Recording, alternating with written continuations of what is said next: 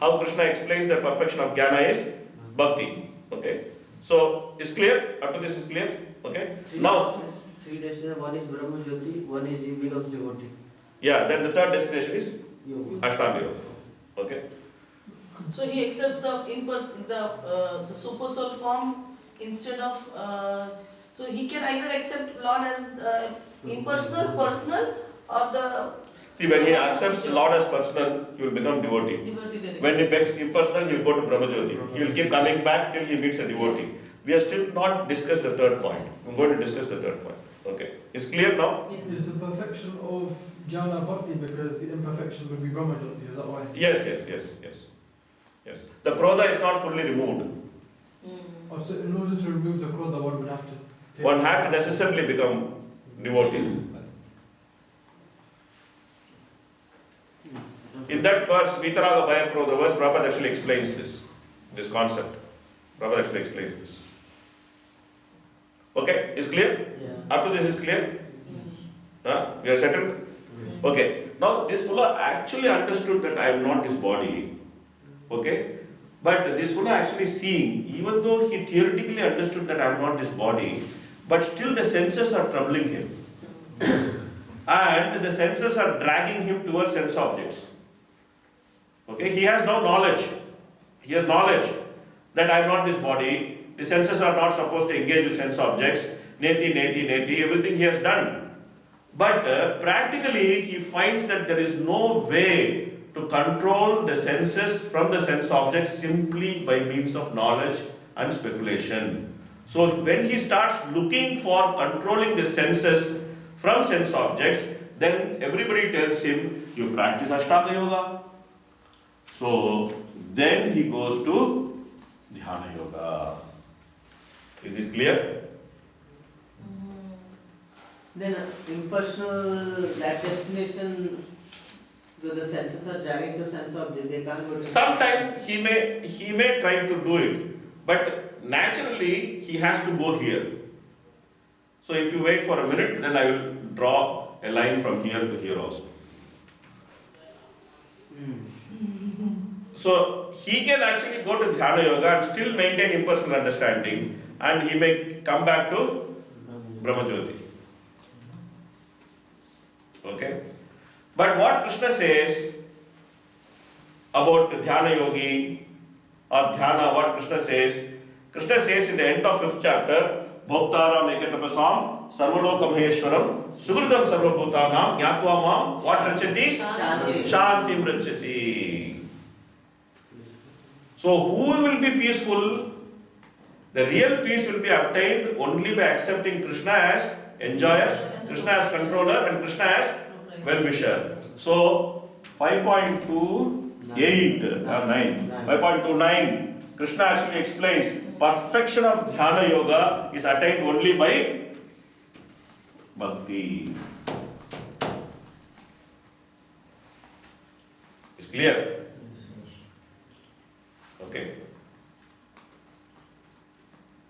So either one can follow the mechanical process of dhyana and try to become peaceful, or he can practice bhakti and he will automatically control his senses due to bhakti and he will become peaceful.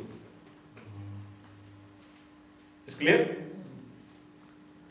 So all these people can take up to bhakti, I previously said, when they come into association with a pure devotee. From wherever they are, they can actually take up to bhakti. Okay? And because they have a particular inclination already, then first of all they will practice Gunibhuta Bhakti, then they will go to Pradhanibhuta Bhakti, then they will go to pure devotion. That answers your question.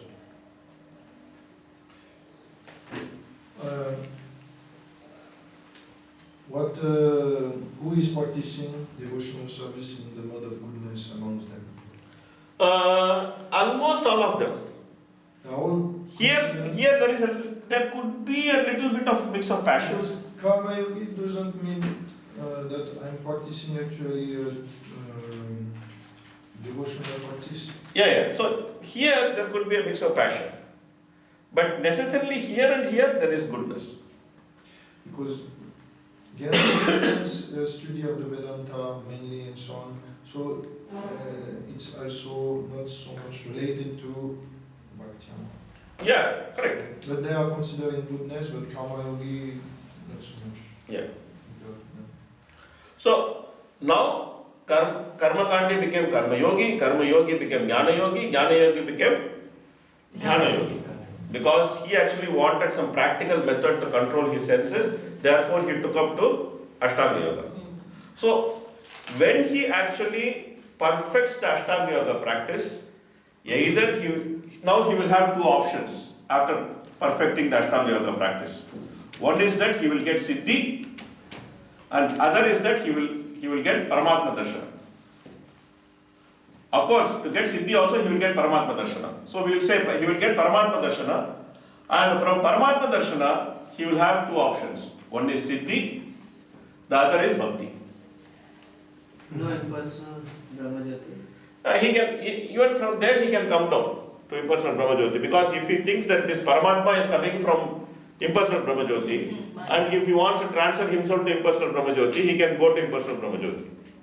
Okay? Now this guy, in his perfection, he actually has the power to transfer himself wherever he wants. This guy is explained in the 8th chapter Bhagavad Gita. This Ashtanga Yogi, he actually has the power to transfer himself wherever he wants. He can go to moon planet, he can go to Brahmajyoti, he can go to Vaikuntha. At the right time, he will actually he will come out of the Brahmarandra, and then he will go wherever he wants. So that power he has got because of perfection of Ashtanga Yoga. Either Siddhis, either what? Either Brahmajyoti. So he will get Paramatma Darshana in his perfection. So then when he gets Paramatma Darshana, then he has two options, either Siddhi or Bhakti. If he gets Siddhi, and if he gets carried away by Siddhi, he will not get Bhakti, he will just distracted by Siddhi. But when we say Bhakti, it means contemplation. No, when he sees Paramatma, he can actually get attracted to that Paramatma. And then he can start thinking, oh, I want to serve this person. Then he will become devotee. If he doesn't have association, it means that No, but that is Paramatma's association is there, no? we have all the association. Yeah, but here it is not like that. He is actually seeing the Paramatma. He is physically seeing the Paramatma and he is attracted to Paramatma. So, because of that attraction to Paramatma, Paramatma as Chaitya Guru will actually get him devotee association. That means the bhakti is not independent anymore. No, it is still independent. Because Paramatma is awarding it. He is not getting it on his own. Not every devotee, every yogi who sees Paramatma will get bhakti. When he gets attracted to the Paramatma, and when Paramatma becomes merciful to him, he will get bhakti.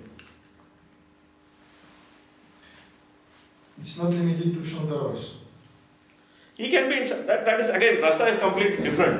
This one also can be in Shantaras, this one also can be in Shantaras. Anybody can be in Shantaras. Rasa is different. Don't confuse rasa. Rasa is different. Anybody can be in any rasa. Rasa is something to do with constitutional position. At least, because do you have a practical example of a yogi who attained darshan of the Paramatma and then convert into a devotee without having association? See, the whole process which Kapila Dev explains is this process: jnana, yoga, bhakti. If you go to Kapila Siksha, if you see Sankhya Yoga actually he explains like this: jnana, yoga, bhakti. Okay, that's how he explains. You see, association of the Lord and association of devotee, both are potent. You can't say that association of Lord cannot be counted. So when a devotee gets attracted to Paramatma, then he wants to associate with the Lord. He is not just getting the siddhis and walking away. He disregards the siddhi and then he starts looking at the Lord.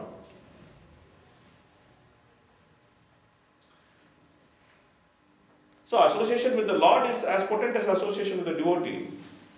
You can't say that association with the Lord is not counted. You understood, no? I understood, but in the same way, I would like to have more Praman in that. Yeah, it's okay. That's fine. That's fine. So you read, when you go through Kapila Siksha, you will find that Kapila actually explains this as a process itself. Because if we take the example of Narada Muni, Dhruva Maharaj, they all have association of devotees when they perform. Yeah. The normal way of actually getting into this whole process is association with devotees only. Okay? It's not that there's no association with devotee. Even if one has to practice Karma Yoga and practice Jnana Yoga or Dhyana Yoga, normally also they have to mix Bhakti. Without mixing Bhakti, no yoga can be practiced. They all consider Bhakti as Abhidheya, as a method, and then they think Prayojana is different.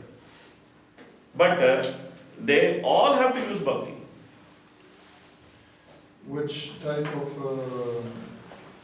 level can that yogi who realize the Paramatma can go? When he gets perfection, he sees Paramatma in the heart.